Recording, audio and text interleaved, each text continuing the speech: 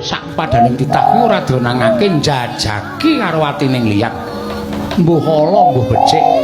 Kuwi awake dhewe ora ngerti mula dikulinake nggunakake permana jati. Luwih-luwih ujaring para pinisepuh nggunakno ngelmu titen merga wong tumindak ala kuwi saklawase mesti bakal kesasapan jiwa sing ala.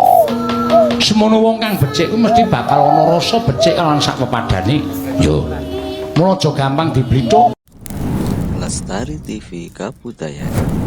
Sak padaning titah kuwi ora donangake njajaki karo atining liyat. Mbuh ala mbuh becik.